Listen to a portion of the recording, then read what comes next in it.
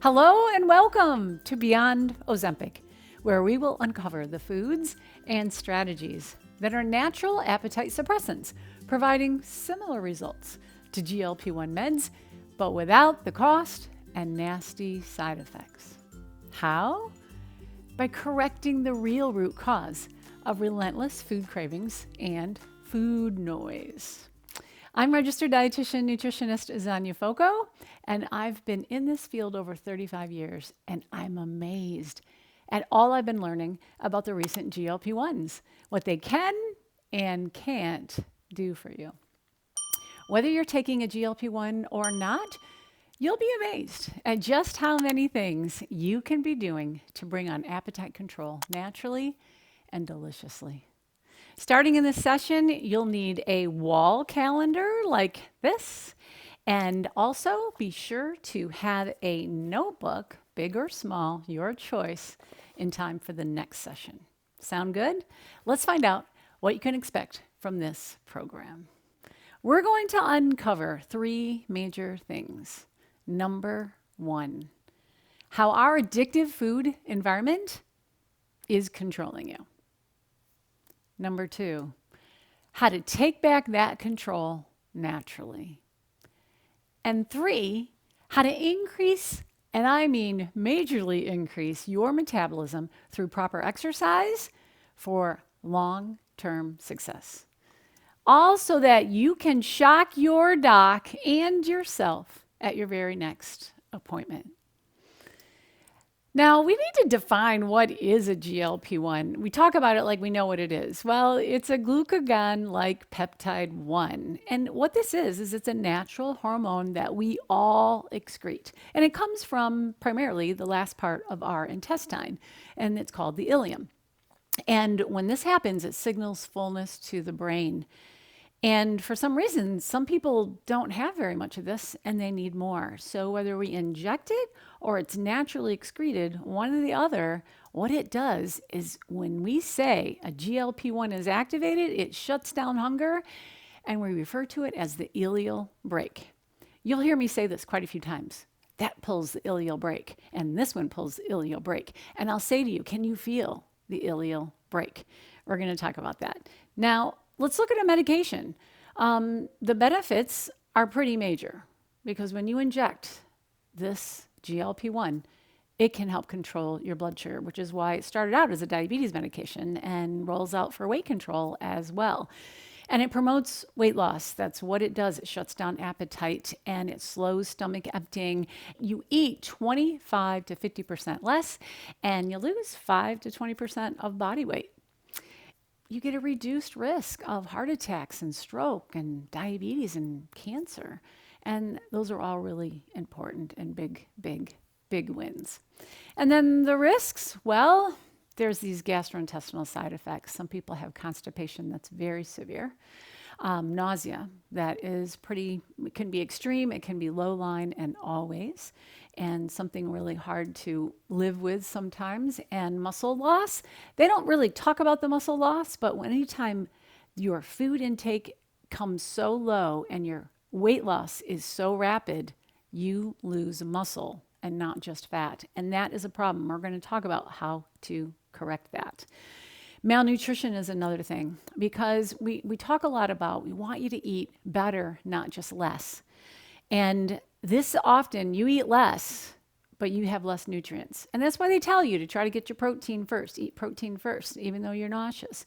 And a lot of times people just feel like eating crackers and they don't really feel like eating better. They just feel like eating less. And a lot of important things like iron and protein and B12 and tons of B vitamins, lots of things are and then limited. And we don't want this, especially when we talk about our microbiome. We'll talk a lot about how the microbiome is not that healthy to begin with. That's why we have obesity a lot of times. And then we eat less and that feeds our microbiome even less. And we end up with a less healthy microbiome all along.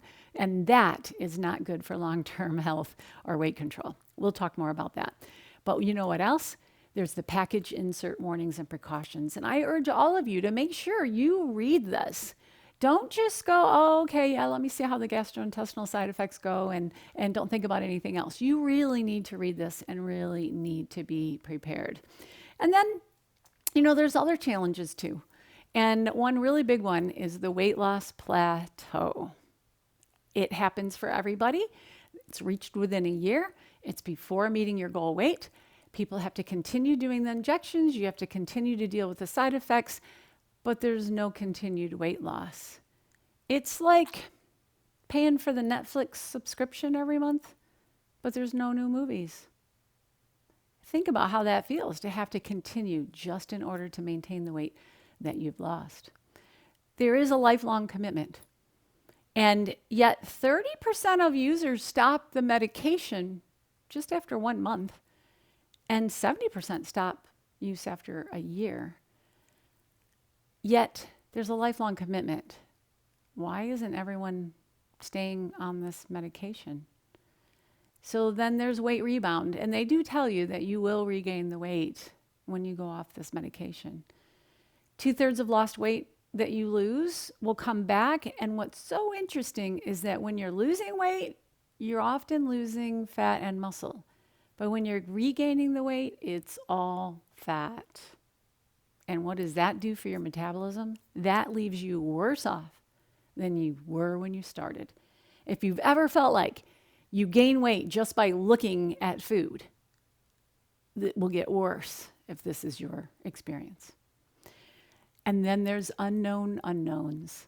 And we just don't know how the effect on the brain. We just don't understand just injecting one when we have many satiety hormones. We don't know the effect of this long term. And so a lot of people are really wanting to figure out this satiety mechanism naturally. So that's why you're here, and I'm glad you're here. I want you to know that GLP-1 is just one of many appetite suppressing hormones. And GIP, glucagon, those are additional. In fact, if you're taking the medication Mounjaro, yes, GIP is included with GLP-1, and that's why it's heralded at producing even more weight loss. And glucagon, there's a new triple G coming out that will include all three of those. But what about all the rest of them? PYY, what about CCK? What about leptin? And ghrelin is one of the ones that tells us to eat. Wouldn't it be nice to get better control of ghrelin? Interestingly, what happens when we artificially affect one without really balancing all the rest of them? In fact, in this course, we're going to be talking about what's causing the malfunction here. Why aren't the violinists playing? Why are they sleeping on the job? What can we do to get a harmonious symphony going again with you as the conductor? What has gone wrong? 73% of U.S. food supply is ultra-processed food. Do you think it's true? Sounds a little high, but it's true. Let me ask you this. 70% of the U.S. population is overweight or obese. Gee, is it really that high? It's true. Do we think there's a correlation? As a matter of fact, there is. But how can you tell if a food is ultra-processed? Well, can you look at the nutrition facts? Is it foods that are high in fat? No. Is it foods that are high in carbohydrate? No. Is it foods that are high in sodium? Is it foods that are high in sugar? How can you tell what food? I was taught in college, just look at the nutrition facts. It will tell you everything, and you can judge a food simply by the nutrition facts. Do you know what? That was so wrong information. You have to read the ingredients in order to be able to tell if the food is real food and if it's good for you or not. When you look at the ingredients and this is what you see, this tells you it's ultra processed. And you think, well, what's wrong with ultra processed food? Well, in a nutshell, they contain obesogens. You're like, obesogens? What's that? It's compounds which make you eat more. You know that food noise you have? You know how you can't stop thinking about food? You know how you can't just stop at 2 slices of pizza or 3? You know how you just want to keep eating? and eating those chips, you can't just eat one. Food scientists work very hard to get everything firing on all the notes using salt, fat, sugar, putting it all together, low fiber, letting the textures be just what you want to be able to go down. And what are the ingredients that they're including in these ultra processed foods? Well, they're high in sugar. We have such a high sugar intake. We'll be addressing this and talking about high fructose corn syrup and how, yes, indeed, it is worse than straight sugar. Also, trans fats have been terrible for our health, but the seed oils, are they any better? How do we know which ones are good and which ones aren't? Artificial sweeteners. Most of you will say, Zonya, I've been on every diet out there. I lose weight and then I gain it back. Do you know why? Because every diet you've probably been on includes these ingredients: artificial sweeteners, monosodium glutamate, food dyes, nitrates, emulsifiers, gums, thickeners. Yep, even in our healthy foods, even our foods marketed as healthy, includes all these things. And often fiber. 95% of Americans don't eat enough fiber. 95%. And when we don't correct these things, food noise will eventually win. Food cravings, because these foods still have them. We didn't remove them. You didn't fail the diet. The diet failed you. Being overweight is a normal response by normal people to an abnormal situation. The United States of America is a fantastic place to live, except for our food.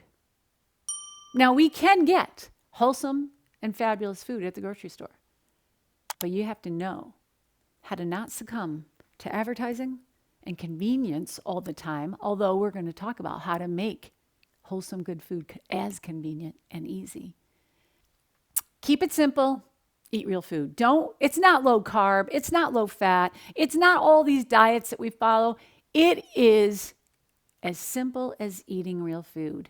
We have got to remove the obesogens. You've heard of carcinogenic substances that cause cancer, and there's obesogenic substances that cause obesity. What is real food? It grows from the ground or comes from a tree. It grazes on the prairie or swims in the ocean, you know. And it's nothing bad added in, which ultra-processed foods are. You see them on the ingredients. And it's nothing good taken out, like the good fibers and the good vitamin E and stripped from things. No, not processing. And it's as close to its whole natural state as possible. When you eat real food, you're going to remove the addictive properties from your food. And you will also add in appetite regulators, because real food gives you all this nutrition that so many Americans don't get on an everyday basis. And they don't get the fiber that they need, and they don't feed their microflora properly so that our microbiome is creating GLP-1s as well and creating serotonin to the brain to make us feel happy and motivated to exercise, and helping our immune system so we stay well. Yeah, we want our microflora to be fed well, and this is the number one way to do it. All this together resets your palate. We learn to like things real food. All this allows you to reclaim your natural appetite control. Your cupboard clean out starts now. Are you with me? Are you with me? Will you give this a try? Will you give this effort? And we're going to make it as easy as possible here. Trust me, we're going to make this easy. You can consult the CSPI chart right there, and you can look through and go, wow, that's a lot of foods that they suggest we avoid, and that's a lot of ingredients that are problematic. But if you just stick with real food ingredients, you will do just great. You can also use this app. It's called Yucca, and it rates foods from 1 to 100, and makes an alternative suggestion for you. Look at that, Honey Nut Cheerios, 8 out of 100. The goal is that you have a health haven at home. That means you can pack your lunch for work or for school. That means that you can control your environment almost most of the time. We'll talk about dining out too. Don't worry about that. but really trying to make sure we get our home to be a health haven. That's step number 1. All right. I want you to know that it's not what we do once in a while that shapes our lives, but what we do consistently. I know that if it's not easy, I know that if it doesn't taste delicious, that these are the things that we can do when we're busy with work, when we're stressed, got you covered. We are going to be step by step into changing our breakfast in this session, moving into lunches and dinners, and how we can absolutely be real food focused at least 90% of the time. Breakfast. Let's jump in, shall we? Let's fix what many people are doing wrong. In America, we just don't even notice it. It's interesting how we're in this flood of processed food. And for us to create at home, that we create our own healthy food environment free of ultra-processed foods. As you look at this, most American breakfasts are at least horrible in at least 3 or 4 of all these things. What is it that we need to change to? It's this over here on the right. We want to have fiber at least 10 grams. Remember, most people don't get even 13 grams of fiber in a day. We're going to head out the door first thing in the morning with 10 grams of fiber or more. If you focus on real food, the numbers will take care of themselves. But for those of you that are looking for the numbers, like what's my goal here? I'm giving you numbers. Like protein, 15 grams or more. You could make it more. Some people say, I'm doing 30 grams of protein at breakfast. Okay, great if you want to go that high, but I really don't think most of you have to go quite that high. Next, polyphenols. Those breakfasts on the left, do you want to know what the most polyphenol-rich thing is? It's the jam, but it's loaded with sugar. How can we fix that? We have wonderful polyphenols in every picture on the right. An amazing GLP-1 activator. So polyphenols, what are they? They're that brightly colored fruits, and they're also greens. So, eat the rainbow, those natural colors. Here's a hack for you. On the left, 1 cup of oatmeal, 1 cup of berries, hungry soon after. But if you cut back on the oatmeal and you add in peanut butter, that protein and that fat makes you full for hours. One of the big rules, but we want to really up the protein and the fiber at your breakfast. You got it? If you don't like peanut butter, Greek yogurt, plain. All righty, 4 super healthy seeds that you should eat. Flax seeds, whole or ground. I do buy them whole and grind them ourselves. They are more absorbed. Another seed is chia seeds, and they really add satiation to your diet. Next is hemp hearts, hemp seed hearts, and they are a wonderful plant protein. Just a heaping tablespoon is 5 grams of protein that you're going to boost in your breakfast, adding that to your cereal. And then the last one I'm super excited about is pepitas. It's a variety of pumpkin seeds that are very tender. They're green, and they're incredibly high in protein. I buy them raw, so then I can toast them, but you can buy them toasted as well. They're great to snack on. Now, what can we do with these seeds? We're going to make this amazing make-ahead muesli. There's a couple more ingredients besides the seeds, and that is coconut. I used to buy the sweetened. It's a highly addictive food. Oh my gosh, it's so sweetened with sugar, and you just can't stop eating it. This is the real deal. You taste it, it's got coconut flavor, but it's not addictive. Next are dates. An amazing sweetener superstar. It's loaded with potassium, loaded with fiber, so many magnesium, so many great nutrients. And this is what's going to sweeten this, plus raisins are going to be what's going to sweeten this muesli. Now, we have not only the seeds going into this, we have oats going into this, the pumpkin seeds, the chia seeds, the hemp hearts, the coconut, the raisins. So here we go. We're going to preheat the oven to 350 degrees. And you can use 2 different, any kind of oats you have. Some people like these sprouted rolled oats. Either way, I want them to be organic. Next up, some almonds. I did the slivered variety. Next up, we're doing a half a cup of raw pepitas or toasted pepitas, either one. And then see, this is how I buy the flaxseed, and I'm gonna use it whole this time. I know, call me crazy, but I like the crunch. You could use it ground. And then go in with our chia seeds and a teaspoon of cinnamon. And then we are going to press that out onto our parchment paper. And we're gonna roast this in the oven at 350 degrees for right about 12 minutes. And now, traditional, I will tell you, is raw. You don't have to do this toasting step for traditional muesli, but we are doing it. Now the hemp hearts, they roast more quickly, so that's why we're adding them for the last 5 minutes, as well as the coconut. And when you toast this coconut, it really makes it deliciously good without being addictively good. That's right. So we are going to do that for another 5 minutes, and when it comes out, oh, the house is smelling amazing about right now. And now is when we're adding the one and only sweetener that is going into the cereal. And wow, does this ever replace processed cereals that you buy? Because this is only sweetened naturally with the dates and the raisins. So once it cools, you just, however you want to get it into your jars. Yep, so a third cup.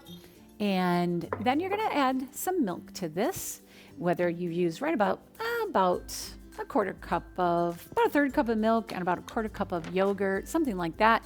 Mix this together, and then you're going to top it with the apples or berries or bananas or whatever fruit you have. It's so good, and it has protein, it has fiber, it has everything you need. And I will tell you, when you first taste it, you go, wait, I want to use vanilla yogurt for this. Zon, can I use vanilla yogurt?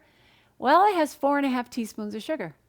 And you've probably learned to like that, and your brain is, I hate to say it, a little bit hijacked. Yep, that's what food manufacturers kind of done to you. And when you read it and go, okay, I'll try plain, the first bite you'll think, oh, I want this to be sweeter. And you'll reach for the maple syrup or something. But I want you to take 3 or 4 or 5 bites. And I want you to just go and feel your brain get rewired. Your taste acuity for sugar will come down. You'll bite into a date and go, oh, there's the sweetness. Oh, bite into a raisin, there's the sweetness. But the rest of it is not sweet. It's got wonderful flavors, but you're dialing down your craving desires for sweet. I promise you, when you eat this cereal, it will satisfy you, and it will pull the ileal brake.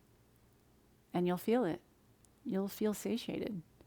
Now, if you're a bigger person, maybe your portion size would be a little bit bigger than what I presented there, and that's okay. But I trust that this will satisfy you and hold you over 3-4 hours until another meal. That's what we're working for. The protein and the fiber and all the nutrients. So many nutrients in that meal. Give it a try. I want to show you what we're going to be uncovering throughout the whole program.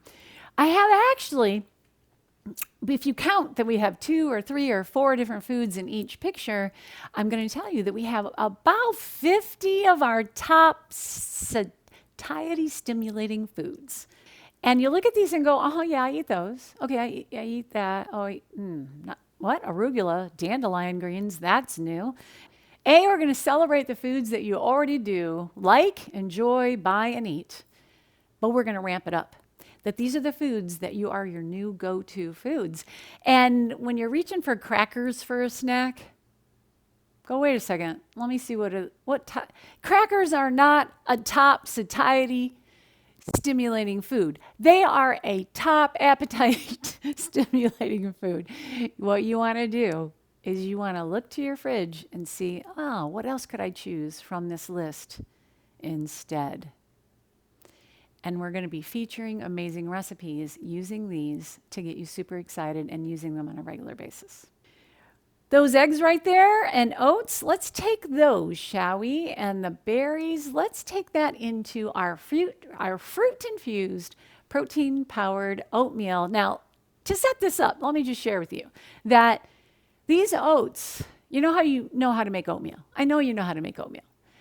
And most of the times we put some nuts on it. We cook it in water usually, and we eat that, but it's too low in protein. It doesn't satisfy you until lunch. But when you include protein with that meal, now a hard boiled egg would be great, but dang it, you forgot to make those. And you don't have time. You cook the oatmeal, and it's so much work to cook eggs. You either cook eggs or you cook oatmeal. Wait a second. What if we could combine and get an egg in there to bump up that protein? What if we could? And we get the fruit in there for the antioxidants, so polyphenols. So check this out. Here we go. We're going to make this protein infused, fruit infused, protein inspired, protein powered oatmeal. I'm going to use, instead of water, I'm going to use unsweetened Eden soy milk. It's 12 grams of protein per cup. And once that's heated, I'm going to, and you don't have to bring it to a heat, but you can bring it to a heat. Add your oats, however it gets started cooking. Then once that's kind of simmering, we're going to add our cinnamon, and we're going to add 3 tablespoons of ground flaxseed. And then we're going to add cherries.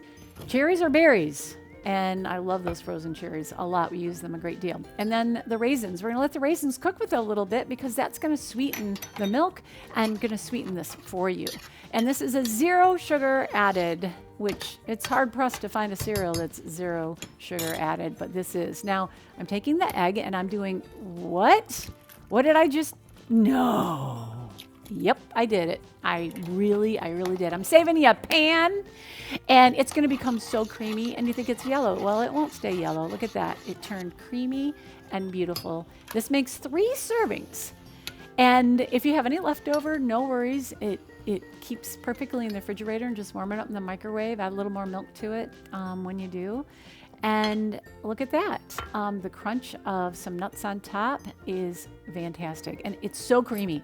And it's when you finish this bowl of oatmeal, the ileal brake gets pulled. You're fully satiated. You're powered up. You're focused mentally. And you have a fantastic morning. You have consumed no obesogens. And it wasn't that hard to do. And you don't have to do the drive-through to get some breakfast sandwich or something that has, if you look at the ingredients, a lot of additives and things that you don't want that are obesogens. So you got that. You're going to do a cupboard clean out. You're going to do the make ahead muesli, and you're going to make the fruit infused, protein powered oatmeal. You're going to be a cooking fiend and making breakfast so awesome. We got to learn about these amazing thylakoids, how they work to suppress appetite. Here is a fat droplet on the left. What's that big black blob there? It's a fat droplet, microscopically, and it's protectively wrapped in thylakoids. Those things around the edge, we drew another picture to kind of show you. Thylakoids making the journey to the ileal brake, where then it will trigger feelings of fullness to the brain. And what they're telling us is that the studies have shown that an increased release of GLP-1 and weight loss happens when thylakoids are consumed daily. What's a thylakoid? It's greens. It's green gold, baby. It's chlorophyll-rich membranes of plants responsible for photosynthesis. Yep, feeds the healthy gut bacteria responsible for GLP-1 production. Yes, we want to feed our healthy microbiome. We want to have that serotonin to make us feel not depressed and happy and healthy. We want that GLP-1 to help us satiate us and stop the food noise in its tracks. Do you eat greens for breakfast? Here they are. Broccoli, cabbage, collard greens. Do you eat them at lunch? Do you eat them at dinner? How much more could you consume of these foods? Check this out. When consumed at breakfast or lunch, studies showed a 30 to 40% reduction in snack food cravings, including chocolate. 30 to 40% decrease in our cravings. Dude, we need some thylakoids at breakfast, baby. That's right. Now, first of all, you could add some leftovers from dinner last night and put an egg on top and call it, and have some leftover broccoli. You can include, it doesn't have to be breakfast foods. Second of all, whenever you scramble eggs, you can always add some vegetables. In fact, I like to say, never eat your eggs naked. What, wear a robe? Or, I mean, don't eat naked eggs. That's what I mean. Don't eat naked eggs. Always add in some spinach, some peppers, some onions, mushrooms, broccoli, tomatoes. Not only these powerhouses of nutrition to get in a lot of these nutrients that we're not getting, but also it's going to get those thylakoids in and lycopenes. That's a fabulous polyphenol too. Polyphenols and thylakoids work together. But anyway, all of this is excellent and makes your eggs so much better than just scrambled eggs. The next thing I want to make is Rise and Shine breakfast bake. This uses Brussels sprouts or broccoli, your choice. And it's just the most delicious thing that you make on a Sunday morning. It's going to replace your bacon and eggs. So once you kind of prep your items, you're ready to start sauteing with a tablespoon of olive oil. We're going to go ahead and add 1 chopped onion and 1 chopped red bell pepper. That's going in. We'll give that a little bit of a saute, and then in goes either broccoli or Brussels sprouts. Am I really? Yep, I ran these through a food processor using just the blade, and the blade just sliced them and zip, zip, zip, did it in seconds. And then mushrooms. Now you could chop these up fine if you're a person that doesn't want to see mushrooms in your dish. And I do it all the time, and then my son doesn't even know there's mushrooms in there. But we like to see mushrooms. Next, we're going to blend up these eggs, and we are going to add into this lots and lots of spices. We're adding more garlic. We're adding onion powder and thyme and oregano and red pepper and black pepper. And you know what else? We're using cottage cheese. And I use this low fat, 2% low fat, and look at that, clean ingredients. Sometimes low-fat cottage cheese has gums and all kinds of gross things, and it's right about half that container. It's a cup and a half. So about half that container goes in. And then next up, we're going to add 2 cups of spinach, which is just clearly 2 handfuls of spinach. And we've got double dose thylakoids in this. I use a pump aerosol without using an aerosol. So it's a pump spray for my avocado oil. And then in goes all these fabulous thylakoids and the cottage cheese. If those little lumps bother you, you could stick an immersion blender in that bowl to thin those out if you wanted to, but they will cook right in. They're lovely. It turns out lovely in this dish. So I didn't feel the need to stick the blender in there. Look at that. It's bubbly. When it bubbles in the middle, you know that it's cooked through. And after it cools just a little while, that'll help it kind of set up. And this is going to serve 8 people. You think, well, why would you make it for 8 people? That's a big family. Oh, I'm going to show you what you're going to do with the extra servings. I make avocado toast, and I put this everything bagel seasoning on top. And my avocado is my thylakoid-rich butter. It replaces butter. And then this is what you're going to do with your Plandovers. Yep, whether you want it in single portions or 2 people portions, put them in the freezer, put them in the refrigerator. You're planning ahead. I love to cook once, eat 3 times. That's how I do a Sunday. Every Sunday morning, we make something. If you're doing the plant-based thing, I love you. I salute you. Then you're not going to want to make the eggs and the cottage cheese dish. You're going to want to make this plant-based option, the Southwest Tofu Scramble. Scott and I make this often on Sunday morning, and we make a double batch and have those Plandovers just like I showed you later in the week. So you can do it. You can do it. All right.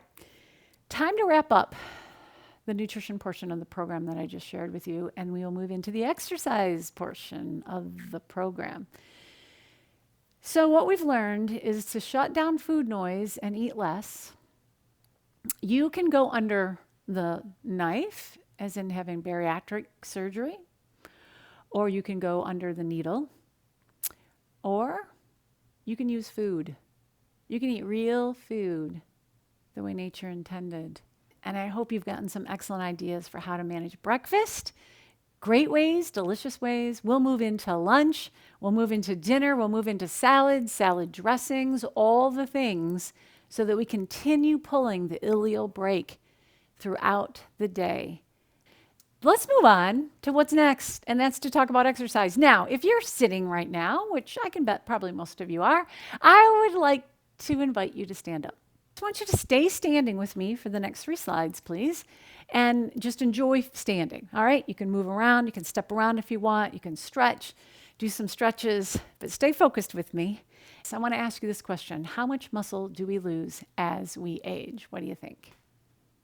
You don't if you lift weights. If you lift weights, you don't lose muscle. After the age of 40, most people lose 1 to 2% per year. Now, per year, you think that's not that. Oh, wait a second. Decades add up, don't they? This means that if you don't do weight training, exercise, you are on track to lose 40% of lean muscle mass by the time you're 70. That is a metabolism killer. Have you ever been that person that says everybody else can eat and I just look at food and gain weight? My metabolism is terrible. Then you need more muscle on your body.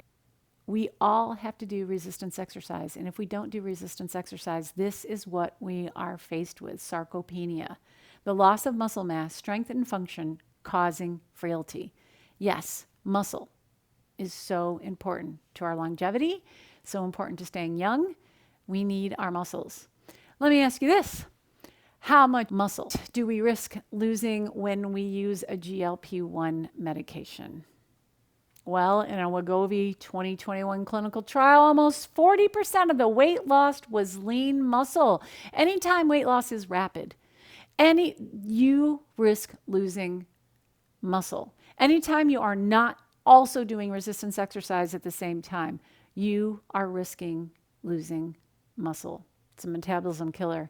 So, time to enact Operation Save Our Muscles.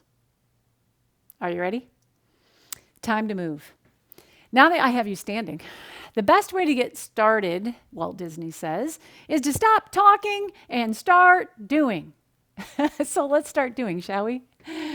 I am inviting you to really get serious about your minutes of exercise. And is it running? I salute you if it's running. It's walking for me. Swimming, I like swimming. Biking, I do that. Indoor cycling classes. Trampoline, a lot of you have a mini trampoline. That's a great thing to do. Count minutes, miles, or steps. And the goal, if you're using one of these trackers, it's 8,000 to 12,000 steps per day.